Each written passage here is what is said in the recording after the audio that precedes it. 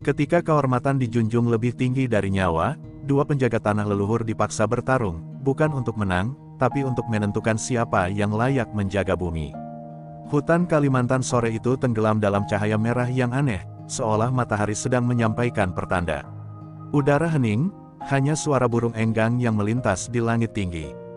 Di tengah rimba, sebuah lapangan tanah suci dikelilingi ukiran totem pohon. Di sanalah seorang pemuda berotot, kulitnya penuh guratan adat, berdiri tegap dengan dada telanjang yang dihiasi cat ritual merah hitam. Dialah Raga Bansur, darah murni dari garis Panglima Perang Dayak. Di hadapannya tergeletak Mandau Sakti, sebilah pedang leluhur yang diyakini menyimpan roh penjaga hutan. Senjata itu tidak boleh disentuh sembarang waktu, hanya dibuka ketika alam memanggil. Para tetua berkumpul melingkar, mengenakan pakaian ritual dari kulit kayu, bulu burung enggang, dan manik-manik tua. Nyala obor menari di wajah tua mereka yang keriput, seolah tiap guratan menyimpan 1000 perang masa lalu. Terdengar nyanyian mantra, lirih namun menusuk, dipimpin oleh seorang tetua tertua, Lalung Kamasan, penjaga warisan roh. Suara itu mengalun seperti angin rimba yang membawa pesan leluhur. Raga menundukkan kepala, ia merasakan getaran tanah di telapak kakinya. Seakan bumi sendiri berbicara kepadanya. Dadanya berdegup pelan namun kuat, seperti genderang perang yang menunggu diketuk. Tiba-tiba salah satu tetua maju sambil membawa sebuah wadah bambu kecil berukir. Wadah itu berisi abu hati rimba, serbuk batu suci yang selama ratusan tahun menjaga keseimbangan hutan mereka. Namun kini, wadah itu tampak kosong. Hening mendadak jatuh begitu berat, hingga suara serangga pun seperti menghilang. Tidak ada yang berani bernafas terlalu keras. Karena itu berarti satu hal, bencana telah datang. Lalung Kamasan berbicara dengan suara serak, batu itu hilang. Dicuri, tanah kita mulai tercekik. Lihatlah langit merah, itu panggilan. Roh hutan tidak akan diam. Raga mengangkat kepalanya, matanya membara namun tetap tenang. Hilangnya hati rimba bukan sekadar kehilangan benda suci. Itu adalah hilangnya pelindung seluruh tanah mereka. Jika dibiarkan, sungai-sungai dapat mengering, pohon-pohon dapat mati, dan roh-roh liar bisa bangkit. Satu persatu para tetua menunduk. Mereka tahu bahwa untuk mengambil kembali batu itu, dibutuhkan seseorang yang bukan hanya kuat, tetapi juga terikat secara spiritual pada tanah leluhur. Seseorang yang tubuhnya adalah tanah, dan napasnya adalah angin rimba. Seseorang yang dilahirkan bukan untuk hidup tenang, tetapi untuk menjaga keseimbangan. Dan dalam keheningan yang tajam itu, semua mata beralih kepada Raga. Raga maju dan berlutut, wajahnya mengarah pada Mandau Sakti. Tangan tetua menyentuh bahunya, mentransfer restu dan beban yang tak terucap. Raga merasakan seolah ribuan suara leluhur berbisik di telinganya, memanggil namanya, mengingatkan janjinya sebagai pewaris darah Panglima. Ia tahu, perjalanan ini bukan sekadar misi. Ini adalah takdir yang bahkan sudah tertulis sebelum ia dilahirkan. Dengan gerakan perlahan namun mantap, ia meraih Mandau Sakti. Begitu telapak tangannya menyentuh gagangnya, kilatan cahaya merah menyambar langit. Angin mendadak berputar keras, daun-daun berterbangan. Seolah seluruh hutan mengetahui, Raga Bansur telah memulai perjalanan suci. Perjalanan yang akan menguji bukan hanya kekuatan tubuhnya, tetapi juga hatinya, jiwanya, bahkan seluruh identitasnya sebagai penjaga tanah leluhur. Pagi hari setelah ritual, kabut tebal turun menyelimuti hutan seperti tirai putih yang enggan terangkat. Raga melangkah sendirian menuju rumah panjang tempat para tetua bermusyawarah. Di depan pintu, aroma kayu gaharu dan damar menyatu dengan hawa dingin, memberi nuansa sakral yang meresap sampai tulang. Di dalam, para tetua tengah duduk melingkar menghadap peta kuno yang digambar pada kulit kayu. Garis-garis rute sungai dan hutan tergambar jelas, menandai jalur perdagangan yang jarang disentuh orang luar. Dari sinilah mereka mulai menelusuri jejak hilangnya hati rimba. Tetua Lalung Kamasan menunjuk salah satu rute di peta dengan jari gemetar. 2 bulan lalu, seorang pedagang asing datang membawa barang-barang logam. Ia membawa kabar tentang tanah jauh di barat, tanah adat yang tak tersentuh. Setelah ia pergi, batu itu lenyap. Suaranya penuh beban. Raga mendengarkan tanpa berkedip, menimbang setiap kata seperti bilah yang tajam. Jika pedagang itu benar membawa hati rimba keluar dari tanah Dayak, maka arah langkahnya pasti menuju pelabuhan di tepi Laut Selatan. Nama wilayah itu disebut Banten. Tanah di mana suku Baduy menjaga adat seperti benteng yang tidak dapat digoyahkan. Tanah yang sunyi tapi penuh kekuatan. Raga tahu sedikit tentang mereka, cukup untuk mengerti bahwa mereka bukan pencuri. Orang Badui terkenal menjaga kesucian tanahnya. Artinya, seseorang mungkin bersembunyi dalam bayang-bayang adat mereka. Seseorang yang berani bermain dengan kekuatan yang tidak ia pahami. Raga menunduk, meresapi semuanya.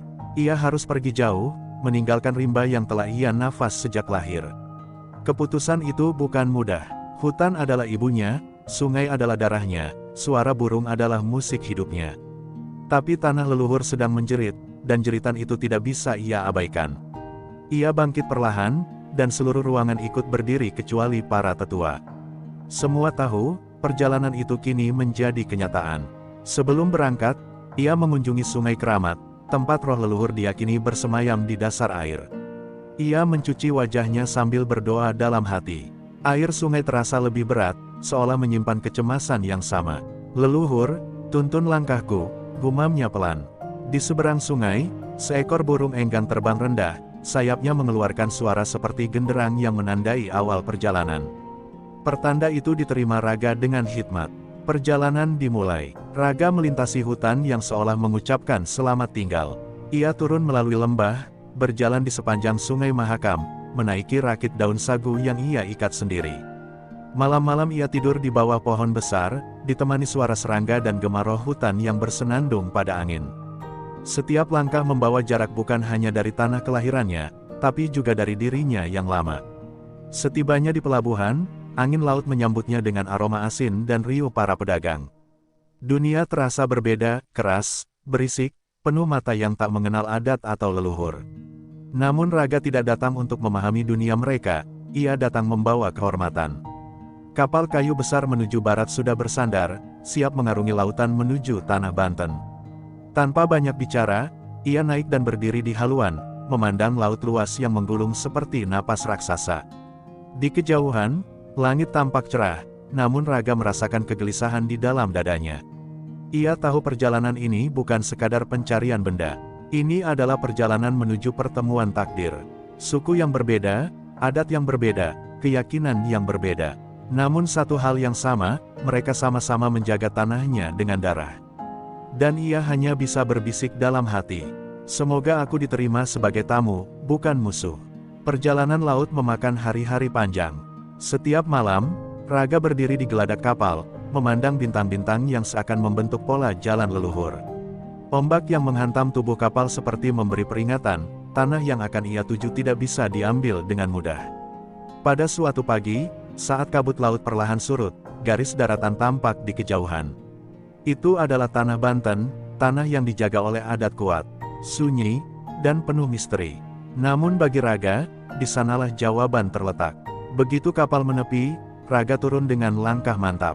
Angin darat membawa aroma tanah lembab dan dedaunan. Ia berjalan melintasi pasar kecil yang ramai, tetapi di tengah keramaian itu ia justru merasa ada mata-mata yang memperhatikan. Tubuhnya yang bertato dan membawa mandau di punggung membuatnya terlihat berbeda. Orang-orang berbisik, sebagian menatapnya dengan rasa ingin tahu, sebagian lagi dengan waspada. Namun Raga tidak peduli, ia hanya mengikuti suara tanah yang memanggilnya.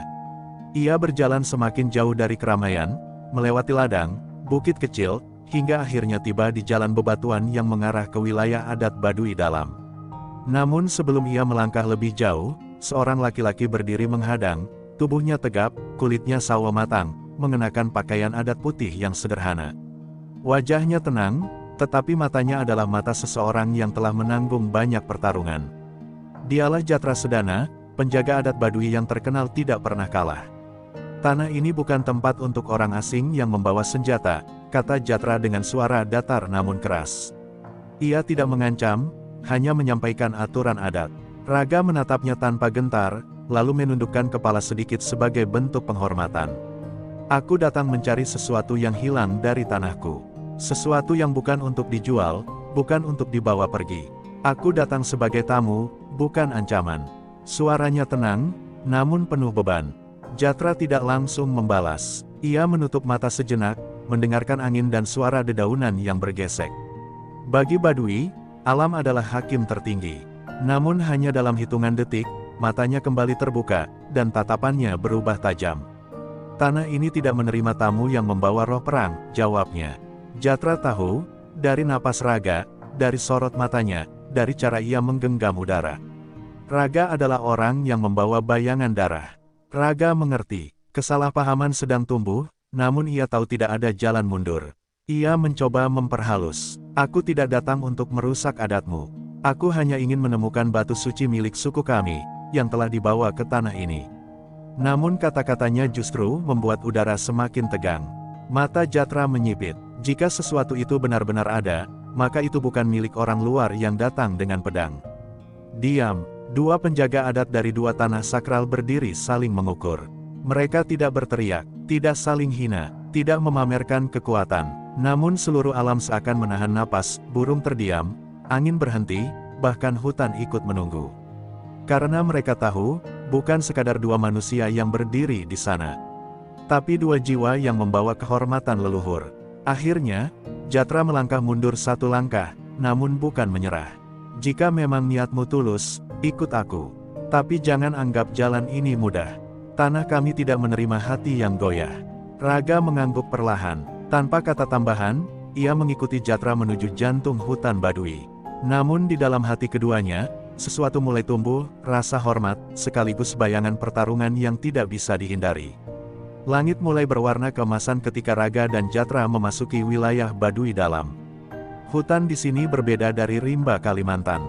Sunyi, tidak berlebihan, tidak liar, semua tertata seperti ada tangan tak terlihat yang mengatur tiap daun dan langkah angin. Raga merasakan ketenangan yang dalam, tetapi juga sebuah batas halus yang tidak boleh dilewati. Setiap tanah punya rohnya sendiri, dan roh di sini memandang para tamu tanpa kata, tapi penuh waspada. Di perkampungan, orang-orang Badui melihat kedatangan mereka.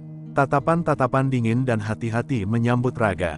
Anak-anak yang tadinya berlari tiba-tiba berhenti dan berdiri diam, seolah tahu bahwa orang yang datang bukan sembarang pengunjung. Beberapa lelaki muda merapat ke arah Jatra, meminta penjelasan dengan lirih.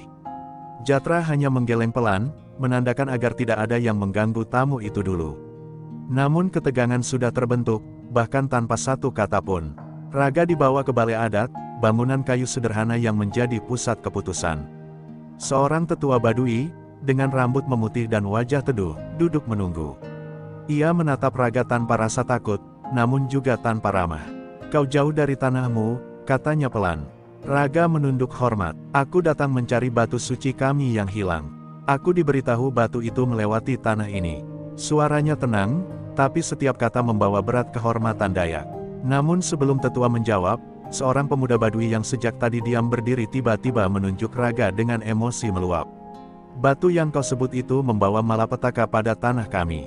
Angin mulai panas, sungai menjadi keruh, dan sawah kami tak memberi hasil seperti biasa. Jangan kau berpura-pura suci, orang dari luar." Suaranya pecah, namun menggema di seluruh balai. Orang-orang di sekeliling mulai gelisah. Raga terdiam. Ia tidak pernah berniat menuduh, apalagi menyalahkan. Tapi kata-kata itu mengubah udara menjadi bara.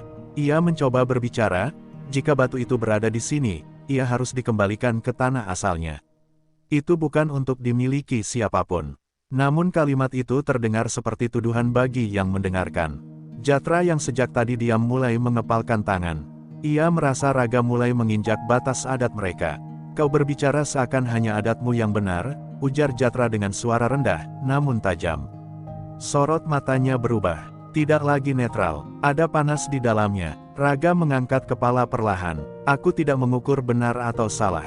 Aku hanya menjaga tanahku." Dua kata yang menghadapkan kehormatan dengan kehormatan. Dan itu cukup untuk memecah kedamaian. Tanah Badui tidak mengenal teriakan, tidak mengenal ancaman. Tapi ketika kehormatan disentuh, pertarungan adalah bahasa yang paling jujur. Para lelaki kampung mulai berdiri. Raga pun tahu, ia telah sampai di titik di mana kata-kata tidak lagi berguna. Jatra melangkah maju, perlahan, tanpa tergesa, seolah bumi yang memanggil tiap langkahnya. "Jika kau benar penjaga tanahmu, maka buktikan dengan tubuhmu, bukan mulutmu." Raga menatap Jatra seperti seseorang yang menatap cermin dari tanah berbeda. Dua jiwa, dua leluhur, dua tanah. Tidak ada kebencian, tapi ada sesuatu yang jauh lebih dalam, takdir.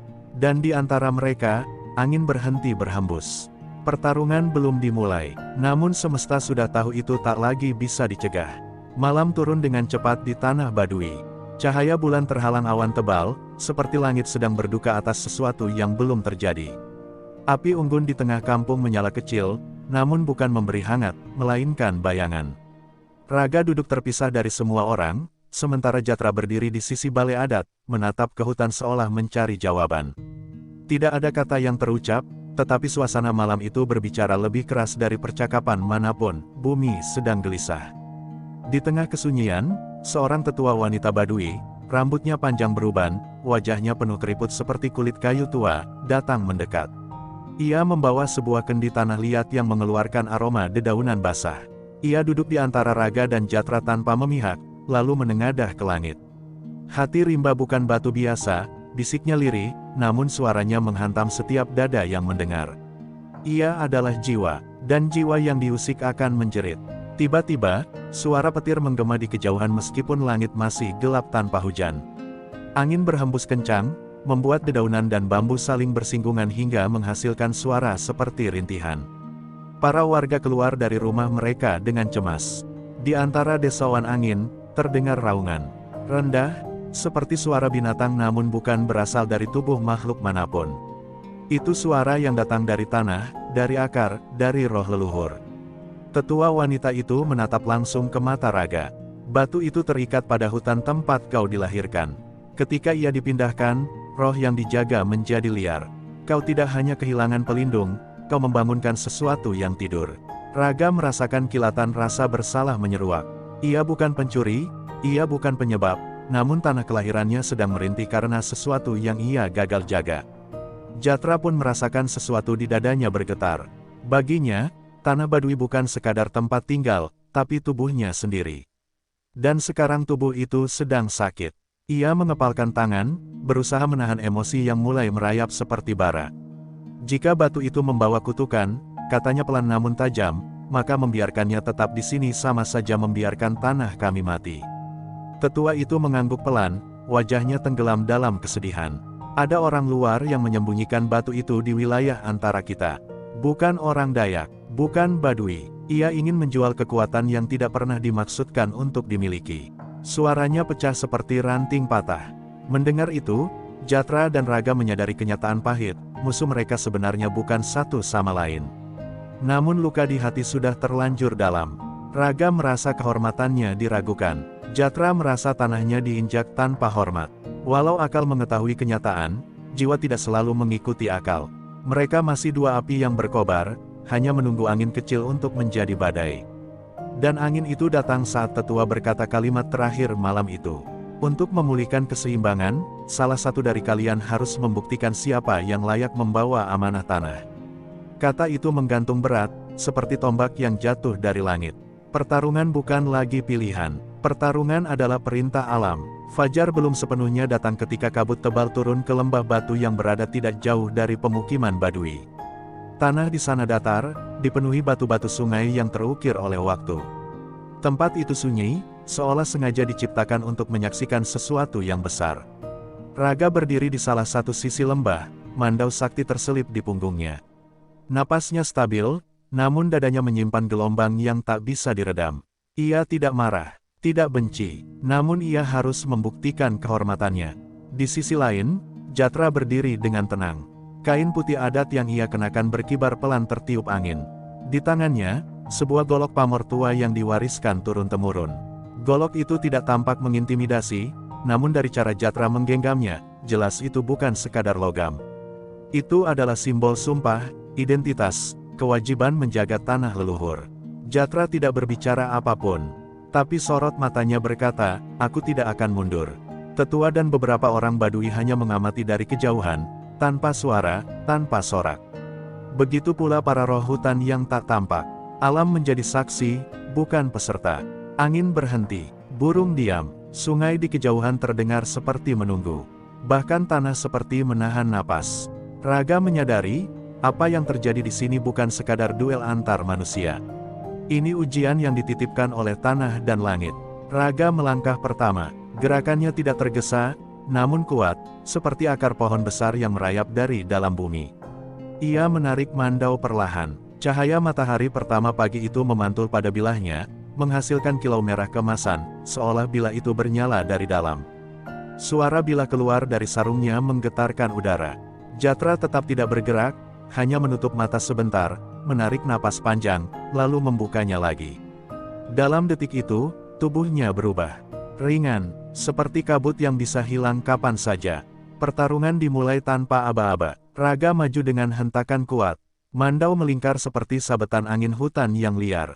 Tapi Jatra tidak menangkis. Ia menghilang. Gerakannya terlalu cepat untuk mata biasa. Ia berpindah seperti bayangan yang tertiup angin.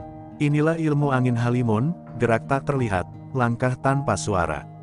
Raga merasakan tekanan angin di belakangnya, lalu kilatan perih melintas di lengannya.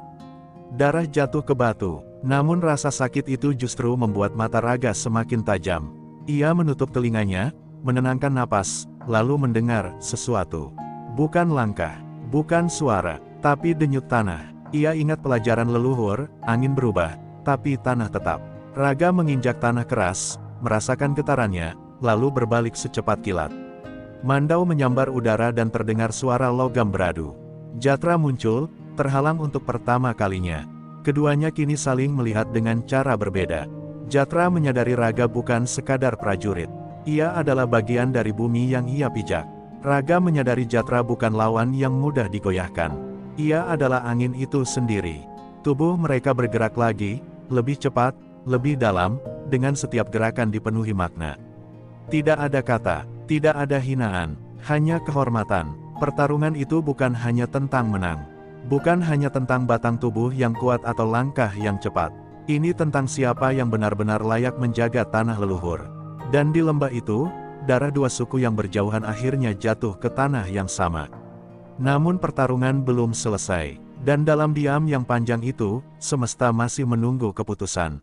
Malam turun dengan lembut setelah pertarungan yang memakan tenaga dan napas. Tidak ada pemenang, tidak ada yang tumbang, namun tanah di lembah itu berwarna merah, menyerap darah yang jatuh dalam diam. Raga dan Jatra duduk berjarak beberapa langkah, keduanya terengah namun tetap menjaga postur. Tidak ada kemarahan di mata mereka, hanya keheningan yang berat. Mereka bukan dua manusia yang saling benci. Mereka dua penjaga yang tersesat di pertanyaan yang sama, siapa yang harus memikul beban bumi. Raga menutup matanya, tubuhnya lelah, tetapi jiwanya terjaga. Dalam kesunyian lembah itu, ia merasakan napas hutan Kalimantan, tanah kelahirannya yang jauh, seolah berbicara melalui angin yang tidak datang. Ia melihat hutan yang mulai layu, sungai yang mengeruh, suara roh hutan yang terbatuk seperti orang tua sekarat. Bawalah aku pulang, suara itu berdesis pelan. Raga menggenggam Mandau di sampingnya lebih erat, menyadari bahwa waktu tidak berpihak padanya. Di sisi lain, Jatra duduk dengan kaki bersila, matanya menatap bintang yang tertutup kabut tipis. Dalam diam itu, ia mendengar gumaman para leluhur Badui, bukan dalam kata, melainkan dalam rasa. Ia merasakan tanah di bawahnya seperti merintih pelan. Hati tanah ini terganggu, keseimbangannya goyah. Ia tahu, bukan Raga yang menjadi ancaman. Bukan pula suku Dayak yang menjadi penyebab. Ada tangan lain yang bermain di balik semua ini. Namun kehormatan sudah terlanjur tergores, dan luka di dalam dada tidak selalu bisa sembuh dengan alasan. Tetua wanita yang sebelumnya memimpin ritual datang menghampiri mereka berdua. Wajahnya tampak letih, seolah ia menanggung beban dari dua tanah sekaligus. Kalian berdua adalah anak leluhur yang menjaga bumi, katanya perlahan. Bukan musuh, tapi ketika jiwa terikat pada kehormatan, mata sering tertutup untuk kebenaran. Ia memandang Raga, lalu Jatra, dengan cara seorang ibu menatap anaknya yang tersesat. Kata-katanya menusuk pelan namun dalam. Lalu ia mengeluarkan sebatang dupa suci yang hanya digunakan saat meminta petunjuk roh. Asapnya naik perlahan, berputar seperti ular yang menari di udara. Raga dan Jatra menunduk tanpa diminta, karena keduanya tahu, ketika roh berbicara, manusia harus diam. Asap itu berubah arah, menuju bukit barat, ke sebuah lembah sunyi. Tempat orang-orang jarang berani pergi. Di sanalah batu itu disembunyikan, ujar sang tetua. Di tangan seseorang yang tidak menghormati tanah. Raga merasakan dadanya menghentak sekali. Jatra merasakan hal yang sama. Musuh mereka bukan satu sama lain. Musuh mereka adalah keserakahan. Namun ego tidak mudah dipadamkan. Dua penjaga adat itu saling menatap, kali ini bukan dengan amarah, tetapi dengan kesadaran bahwa perjalanan mereka akan menjadi lebih berat. Untuk mengambil batu itu, mereka harus melangkah bersama, setidaknya sampai tujuan tercapai. Namun kerja sama bukan berarti persahabatan. Ada garis halus yang belum tersentuh. Garis yang dibuat oleh adat, kebanggaan, dan luka yang belum sembuh. Raga akhirnya berkata dengan suara rendah, "Kita cari batu itu. Kita pulihkan tanah kita masing-masing." Jatra menjawab dengan anggukan pelan, matanya tetap tajam. "Tapi jika nanti waktunya tiba, pertarungan belum selesai." Raga tidak menolak, karena ia tahu itu benar. Dan malam itu, di bawah langit yang tidak tenang, dua penjaga leluhur berdiri berdampingan. Bukan sebagai sahabat, bukan sebagai musuh, tetapi sebagai dua api yang berjalan menuju takdir yang sama. Subuh datang dengan aroma tanah basah. Raga dan Jatra berjalan berdampingan, namun langkah mereka tidak pernah benar-benar menyatu. Keduanya tetap waspada, seolah setiap gerakan satu sama lain masih berpotensi menjadi serangan. Di sepanjang perjalanan, hutan terasa sunyi tidak biasa, seakan para roh menahan napas menyaksikan dua pelindung bumi yang kini terikat di jalan yang sama. Daun-daun basah menyentuh pundak mereka, seperti bisikan agar mereka tidak melangkah gegabah. Lembah batu itu akhirnya tampak dari kejauhan. Berdiri seperti mulut raksasa yang menganga, menelan cahaya matahari pagi yang seharusnya hangat. Di sana, batu pusaka yang diperebutkan adat itu diyakini telah dipindahkan, dicuri oleh para pedagang gelap yang ingin menjualnya kepada orang asing dengan harga yang tak masuk akal. Batu itu bukan sekadar benda, ia simbol keseimbangan tanah, ia hati bumi. Tanpa itu, alam bisa kehilangan nadinya. Raga mempercepat langkah, tetapi Jatra menahan bahunya. "Jangan gegabah," ujarnya datar. Suaranya pelan, tapi penuh kewaspadaan. Raga menahan diri, menatap jurang yang menganga sebelum lembah. Mereka berdua tahu, tempat itu bukan sekadar tempat bersembunyi manusia. Ada aura yang menekan dada, seperti tangan besar yang menahan napas mereka. Kegelapan di dalam lembah itu seolah hidup, bergerak tanpa suara. Tidak lama, dari balik bebatuan, muncul sekelompok pria bersenjata. Tatapan mereka liar, penuh ketamakan. Mereka bukan penjaga adat, mereka orang yang menjual tanah leluhur kepada dunia luar. Jatra maju selangkah, tatapannya menusuk dingin. "Kembalikan batu itu bukan milik kalian." Para pria itu hanya tertawa, suara mereka memantul di dinding tebing seperti ejekan dari roh jahat. Salah satu dari mereka mengangkat batu itu tinggi, seolah menantang. Cahaya pagi memantul di permukaannya, menciptakan kilau yang tidak seharusnya ada. Raga merasakan darahnya mendidih. Ia bukan marah karena penghinaan, tapi karena rasa sakit.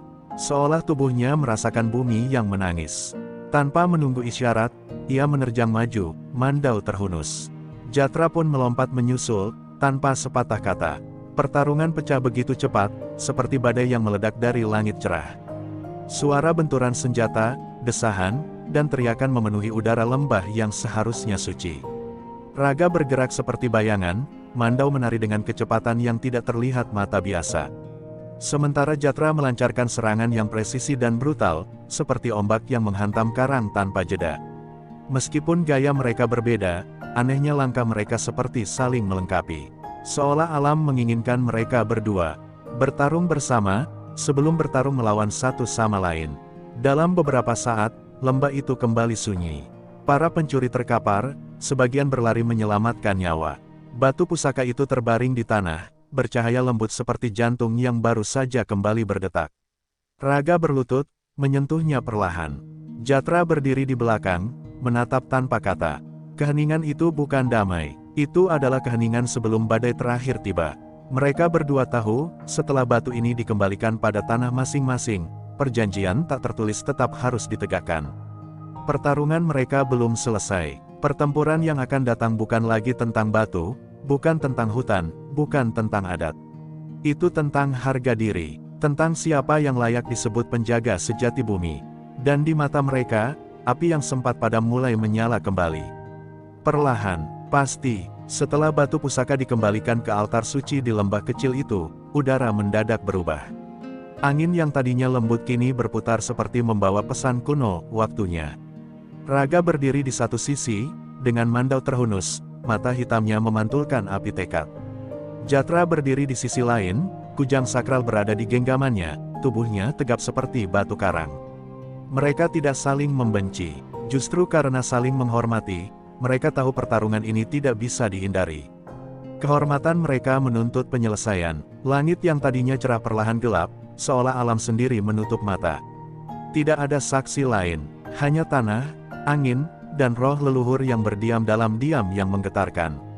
Raga menarik napas panjang, merasakan denyut hutan yang pernah memanggilnya.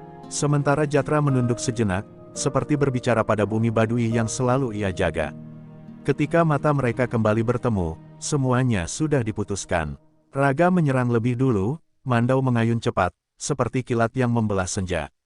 Jatra menahan dengan satu gerak tenang, lalu membalas dengan tebasan kujang yang meluncur akurat seperti angin bersuara. Denting logam beradu memenuhi udara, memecah keheningan lembah. Setiap gerakan membawa rasa hormat, tapi juga harga diri yang tidak bisa mundur. Mereka bertarung bukan untuk membuktikan kekuatan, melainkan untuk memastikan siapa yang paling layak memikul pesan leluhur. Keringat dan debu bercampur, tubuh keduanya mulai menanggung luka. Tarikan napas mereka menjadi berat, namun tidak ada yang ingin berhenti.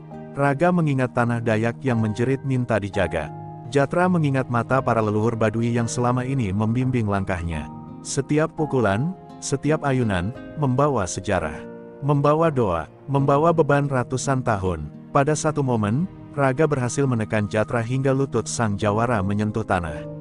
Namun Raga tidak memanfaatkan kesempatan itu untuk menghabisi. Justru ia mundur selangkah.